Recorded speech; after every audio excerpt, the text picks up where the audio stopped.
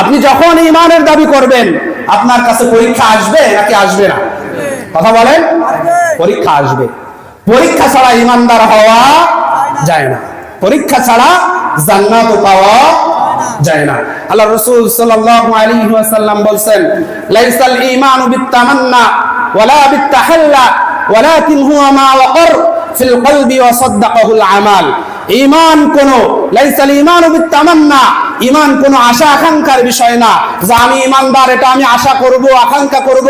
ওয়ালা বিত্তাহাল্লা, এবং কোনো অবয়বের বিষয় না যে ঈমানদার জুব্বা পরেছি, আমার টুপি আছে, আমার দাড়ি আছে, আমি একটা মুহাদ্দিস ভাব নিলাম, আমি একটা হাজি ভাব নিলাম, আমি একটা মুফতি ভাব নিলাম। এই অবয়বের ভিতরে ঈমান থাকে না। ঈমান কার নাম? আল্লাহ রাসূল বলেন, ওয়ালাকিন হুয়া মা ওয়াকার ফিল কলবি ওয়া সাদ্দাকাহুল আমাল। ঈমান যদি কারো অন্তরের মধ্যে দৃঢ়মূল হয়ে যায়, বদ্ধমূল হয়ে যায়, সেটা আমলের মাধ্যমে বোঝা যায়, ঠিক কি না? আপনার ভিতরে আমল ঈমান আছে কি নাই এটা বোঝা যাবে আপনার আমল দ্বারা, ঠিক কি না?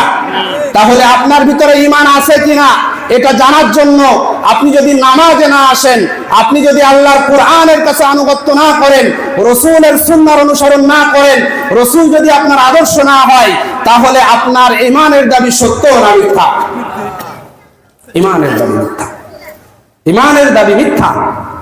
কারণ আল্লাহ রাসূল বলেছেন যে ঈমান যদি কারো অন্তরের মধ্যে দৃঢ়মূল হয়ে যায়, বদ্ধমূল হয়ে যায়, ঈমানের স্বাদ যদি পেয়ে যায়, পরিপূর্ণ ঈমানদার যদি হয়ে যাওয়া যায়, তাহলে ঈমানদারদের প্রত্যেকটা কাজের মধ্যে কোরআন এবং সুন্নাহ ফুটে উঠবে, ঠিক কি না?